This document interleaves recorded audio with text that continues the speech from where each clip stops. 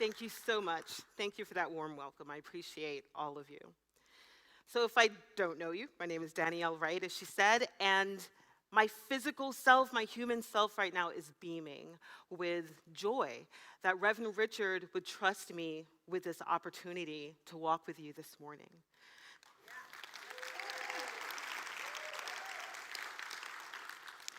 My spiritual self is feeling very centered, that over these past 8 years and beyond that, that Spirit has been preparing me, unbeknownst to me, for this very moment, for this very service. So the title of today's talk is Freedom to Be. And if you haven't noticed, I probably will switch microphones because I'm not sure I can handle this one. So the title of today's talk is Freedom to Be. And it's the second month on freedom. And now I feel free. And honestly, once Reverend Richard and I decided on the topic of freedom to be, I was so excited. I just felt like there were so many places that Spirit could lead me with this, and so many places that we could go together with this topic. And my first thought was about Gandhi. I know, just go with me for a second. So a specific quote came to mind. Be the change you wish to see in the world. And I thought, yes, I can combine my professional work in the field of diversity, equity, inclusion, and justice with what I've been learning about the unity movement, and it's perfect. But I had to do my research. I had to go down that internet rabbit hole, so to speak. And that's when I found out what some of you probably already knew, and I think I knew in the back of my head and maybe forgot, that there's no evidence that Gandhi actually said this quote. But we've seen it everywhere, on mugs, on t-shirts, on posters, on banners. Where haven't we seen this quote? But Gandhi didn't actually say it. So back to the internet rabbit hole, who actually said, be the change you wish to see in the world? Well, it's Arlene Lawrence. Said it in about 1970. She worked for Thomas Jefferson High School, which was overcome with poverty and violence. And what she actually said was, one way to start a preventative program is to be the change you wish to see in the world. That is actually the full quote, as she was talking about what she called the Love Project. And she felt that if we could infuse peace and calm into the lives of these children who were coming from these rough neighborhoods, that could actually improve their lives, improve their learning, and improve their community. So if you want to know more about that, definitely look up the Love Project, Arlene Lawrence.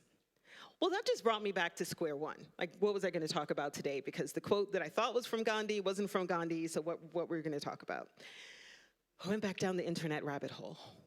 If we know that Gandhi didn't say this, what is it that he did say that made people think that this was the actual quote? So let's find out what Gandhi said. It's a little bit longer. We but mirror the world. All the tendencies present in the outer world are to be found in the world of our body. If we could change ourselves, the tendencies in the world would also change.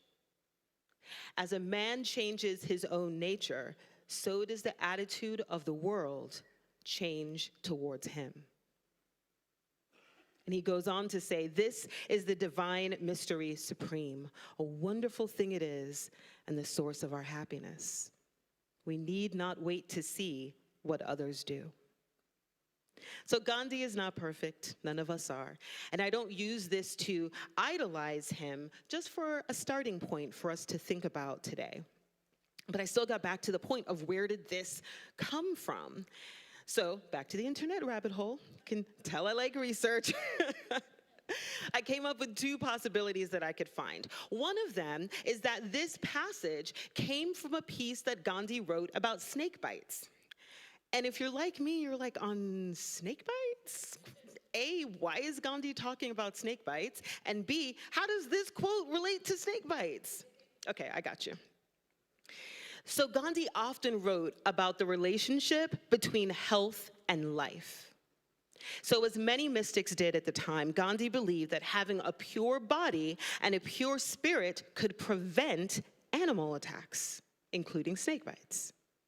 On a more holistic sense, if you change yourself, then the world around you changes in response.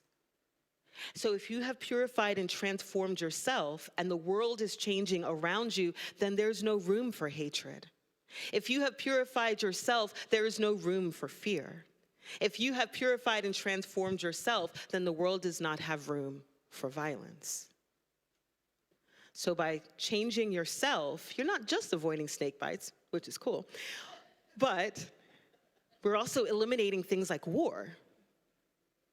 So that is one possibility of what Gandhi meant when he wrote that in 1913. Another possibility goes to the story of when Gandhi was visiting a village and hundreds of people were coming to see him. And one mother brought her son, she got Gandhi's attention, and she said, "Gandhi, my son is consuming too much sugar. Can you please help?" And Gandhi said, "Sure. Come back in 2 weeks and I will talk to your son then." She said, "Okay." She takes her son home, comes back in 2 weeks. She says, "Gandhi, remember you told us that if we went away for 2 weeks and came back, you would talk to my son about consuming too much sugar." He said, "Okay." He talks to the child. The child comes back to the mom and says, "Okay, I'll change my ways. I won't eat so much sugar." And the mom says, "Well, thank you. Thank you for your wisdom. Thank you for your compassion." And a question, oh Mahatma, why did we have to wait 2 weeks? Why couldn't you have said what you said 2 weeks ago? And Gandhi says, 2 weeks ago, I was still consuming sugar. I could not ask the child to go on a journey that I had not been on myself. So each of these stories resonated with different people in different ways in the room, right? And all I can give you are two possibilities. I don't know which one is the one that really relates to the entire quote, but each of you is hit differently. And so when we're talking about the quotes, but specifically talking about the stories, Gandhi was able to put himself in the shoes of that child, right? He was able to say, "I will stop eating sugar," and then when I talk to the child, I can relate to that. But we are all humans full of many different identities. In my work, I like to say it's a misnomer to say we have an identity because we are so many things. I am Black, I am a woman, I am Christian, I am cisgender, I'm an immigrant, I'm an educator, I'm a single mother, I'm an introvert. Yes, seriously, I am an introvert. It's true.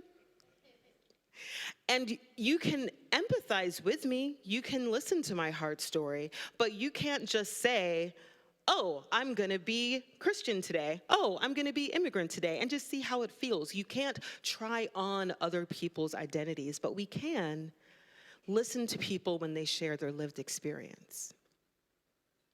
What Gandhi was able to do in those 2 weeks is create a testimony. He now had a testimony that he could talk to the child and he could say, "This is what I'm asking you to do and here's why." But he could also say, "And I did it too." He could also say, "You know what, it's really hard and you're gonna need support." Because if he said it was really easy, I would object. But he might have said that. But he could say, "It's easier than you thought, and I know because I did it." So when we are asking other people to be the change we wish to see in the world, what testimony are we giving? What change are we making in our lives first, because we need not wait to see what others do? What testimony do we have to share when we're saying other people need to make the change? In the snake story, in the snake quote, he talks about if we could change ourselves because we don't have to wait on anyone else to do it. So let's get back to that quote for a second. Let's look at a little excerpt of it. If we could change ourselves, the tendencies in the world would also change. As a man changes his own nature, so does the attitude of the world change towards him. So here's the thing. What I'm hearing a lot from people, big-hearted, very well-intentioned people, is that there's so much going on in the world that it feels impossible for them as a single person to make a change, to make a difference. It's just too overwhelming. And then we get this frozen fear that doesn't allow us to move forward because the grand scope of things feels so broad. And there are a lot of things that are happening in the world, and we all have different perspectives on them. And I'm using that language intentionally, because when we start saying there are only two sides to things, and we feel this way or we feel that way, and that's it, we are putting people in a box. We are creating more division when we know that our goal is unity. Language matters, and words matter. So, because words matter, when we look at this quote, and it says if we could change ourselves, the tendencies in the world could also change. Some of us have already taken a breath and, whew, the whole world? That's a lot. And I hear you. I hear you. It is a lot. But sometimes if we look at it a little differently and change what world can mean to us, look at our own sphere of influence. So let's take it a little bit smaller, okay? If we could change ourselves, the tendencies in our family would also change. As a man changes, as a person changes. That's 2023, this quote. As a person changes their own nature, so does the attitude of their family change toward them. Let's make that a little bigger. If we could change ourselves, the tendencies in our community would also change. As a person changes their own nature, so does the attitude of their community change towards them. You could change that to almost anything, right? You can change world to workplace, you could change it to community, you could change it to family, you could change it to household. It's a little bit more manageable. When we think about our sphere of influence, right? The people that we interact with, maybe you don't interact with a whole lot of people. Maybe really on a daily or weekly basis, it's just one. But that just one has their own sphere of influence. So whoever that one person is has their own family or community or workplace. So the difference that you're making in just one life is innumerable. Because you have to believe in the ripple effect. Because it's real. Because we know ripples exist, right? We've seen them. We've seen it from other people. We've been positively influenced from other people. We can be that influence. We can be that change in our family. We can be that change in our community. We can be that change in our spiritual place. That can be each and every one of us. So be the change you wish to see in the world served Arlene well. It worked for the Love Project. That we need not wait to see what others do is kind of captured in her quote. But it doesn't capture, if we could change ourselves, the tendencies in the world would also change. It doesn't get to the inner work that is needed in this, the inner work that gives us the freedom to be, see what I did there? To be our true selves. If the most important work is to raise human consciousness, we have to start with our own consciousness. We can't just assume that because we're good people, that our consciousness is already elevated to the highest point, because what does that mean anyway? Jesus demonstrated humility for us. Buddha, Krishna, and Rama all told us that humility was important. They emphasized it in the things that they said to us. But the freedom to be takes work. It takes inner work. And who are we? I have the freedom to be many things, including frustrated, frustrating, lazy, sarcastic, broken, skeptical, insensitive, and critical. And y'all, I know how to multitask, so I can do many of these things at the same time. Just saying. But I don't want to be these things.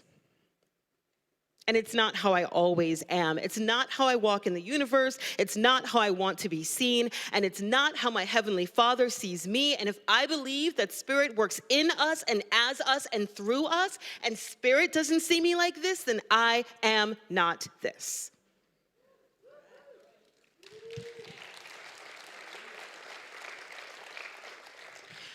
So how do I want to be seen?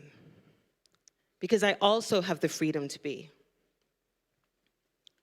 a light, considerate, reflective, accountable, a change maker, a vessel, a disruptor, but ultimately a light. I have to give myself the freedom to be all of these things, any of these things, regardless of the circumstance. That means sometimes it's going to be hard to be a light. Sometimes it's going to feel really dark, but that's why light is on there twice. Sometimes it's going to be hard to be a disruptor because the systems are so set in place, it feels like they can never change, but I recall my sphere of influence, and I remember I have the freedom to be a disruptor.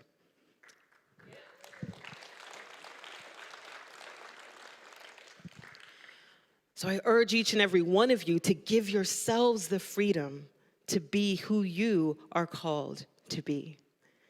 We have to do the work. It's kind of like being lifelong learners, but you're learning about yourself. And if we believe in many paths to the one God, we also have to believe that there are many paths to do the work, right? There's not just one way. Can't say, this is it, just do this and you'll be all set. No. No, sir. No, ma'am. No friends. So I'm going to pivot here. Are you all with me? All right, let's go. Let's make this pivot. This is a picture of our beautiful labyrinth right here at Unity North. And our labyrinth facilitator is Debbie Raduca. And I want to use the labyrinth today as a metaphor for transformation, which it already is, and a metaphor for doing the work. And if I could, I'd take you all out there and we go in the labyrinth right now. But we'd be here till the evening, so we're not gonna do that. But on your own, please go to the labyrinth and experience firsthand what we're gonna talk about here in a second. So some people confuse a maze with a labyrinth. A maze has obstacles in it. A maze has surprises. It has twists and turns. And you're like, yes, I'm on the right path. I go, oh, nope, that's not it. Better turn around and go the other direction. It kind of sounds like life. Just saying. But a labyrinth is not like that. There are many different styles of labyrinth. Ours has one way in and one way back out. And some will say that the only choice that you have to make with a labyrinth is whether or not you enter. Right? So again, it's a tool for transformation and wholeness. Another thing that people say about labyrinths is the further one travels, the less one knows, because the truth is inside us. Let me say that again. The further one travels, the less one knows, because the truth is inside us. So when we think about the labyrinth, the truth is not in the labyrinth. The truth is in the process, because all you have to do is trust. And I've watched people go through labyrinths and they're scared because they're like, well, wait, it's gonna give me a dead end. When do I turn around? I've got to figure, no.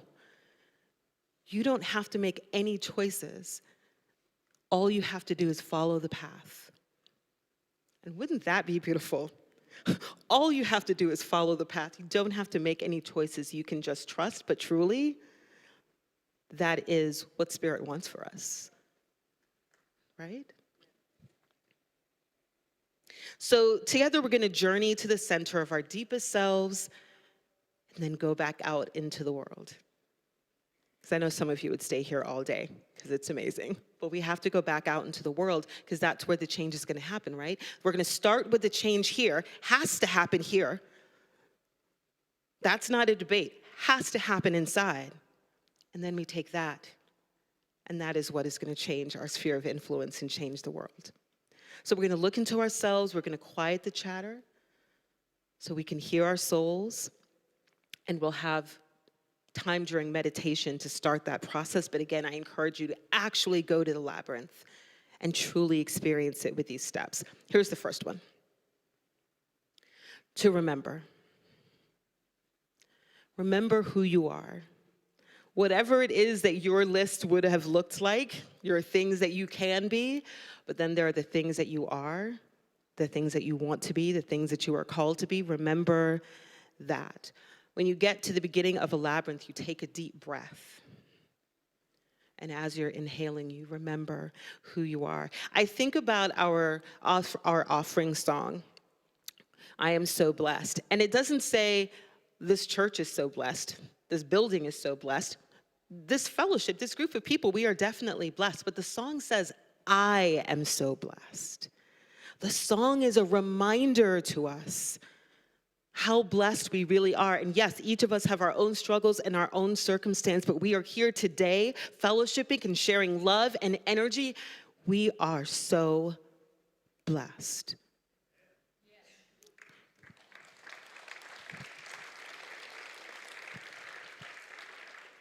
When I first started singing here, my daughter asked me if I got sick of singing that song every single Sunday. And I was like, no, baby, not once. Not once. Every single time I feel like Spirit is talking to me. Every single time for 8 years. The next step is to release. So distractions come and go, right? And we want to release them so that we can stay focused on the present moment. We have a labyrinth at my school, and in the center of our labyrinth, like in the center of one of the paths, there is this huge tree. You're just trying to go through the path, and here's this tree, it's doing its thing. And Sarah Doctorman, who's one of our prayer chaplains and my new friend, so happy to get to know her, we were walking through the labyrinth, and she just stopped and said, well, there's a metaphor for you. In your path, there might be a tree. Are you going to stop? Are you going to sit down and wait for the tree to fall down? No. We're going to find a way around it. That's what we have to do in life. And people will be moving at different paths. People will go faster than you in some points and slower than you in some points. And that can be distracting because, well, should I be going that fast? Wait, well, maybe I should slow down. Wait, what is the right? That's a distraction. Release it. I was raised in Baptist churches, and one of the things that we would talk about is laying your burdens at the altar, laying your burdens at the cross. And I thought I was a bad Christian for a while because I would release my burdens, I would bring it to the altar call, and we'd pray about it. And then a couple minutes later, I was like, is that the burden again I still feel? What? I just left that at the altar. What I came to realize is sometimes you need to release it multiple times. And like in real time, I could release it and 5 minutes later feel it again. Release it again, maybe 5 minutes later I feel it again. But what I noticed was that 5 minutes didn't stay 5 minutes. That 5 minutes became 10 minutes, and then I had to release it again. That 10 minutes became 20 minutes, then I had to release it again. That 20 minutes might become a whole day, and I release it again, but I keep on releasing, forgiving myself for any blame, shame, or guilt that I might be holding around needing to release it, but release it nonetheless.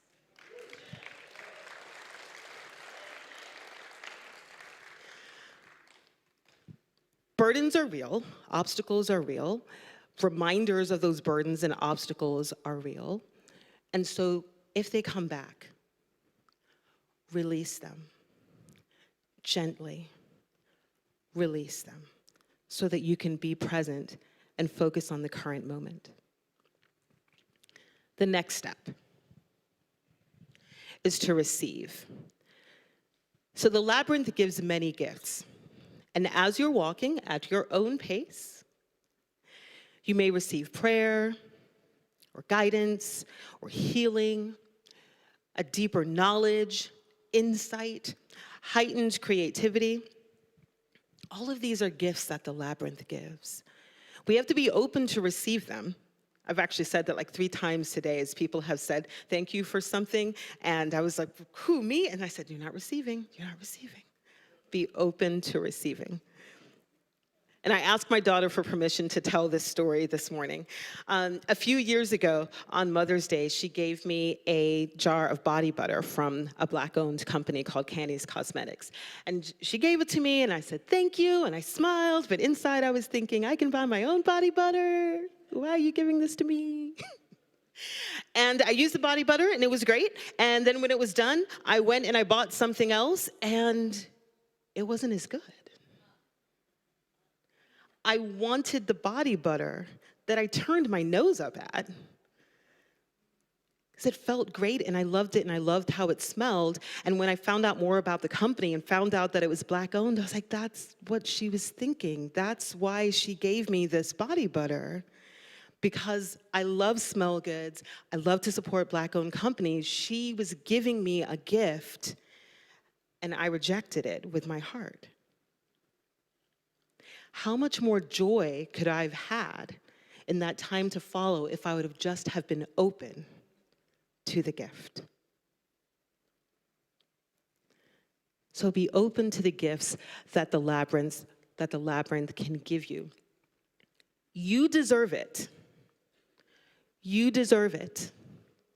You deserve it. You deserve it. Be open to the gift. The last step is to return. So the labyrinth has given us a gift. Can't write it a thank you card. But you can take what you received and return it back into the world. And this, again, is where that change can happen. That can look so many different ways. It can look like a commitment to XYZ. It can look like a huge action. It can look like a small action. It can look like reading a book. It can look like learning more about something. It can look so many different ways. And you don't need to struggle about how you will return it. Maybe you step out of the labyrinth and you're like, I still don't know how I'm going to return it. I don't know how I'm going to return it. Danielle said I have to return it. I don't know how I'm going to do it. Be open. It will come to you. So as I invite Tara and the band to come up as we start to get ready for meditation, we remember these 4 steps. Remember who you are. Remember that you're blessed. Release the obstacles. Release what no longer serves you. Release the distractions. Receive the gifts that the labyrinth has for you. Be open to that and be open to returning it to the universe and to our world. We remember that 4th unity principle is to align our heart mind with the divine, and that through affirmation, through affirmative prayer, and through meditation, we can connect with God and reveal the good in our lives. We connect with God and reveal the good in ourselves. We connect with God and reveal the truth of who we really are, which is already there.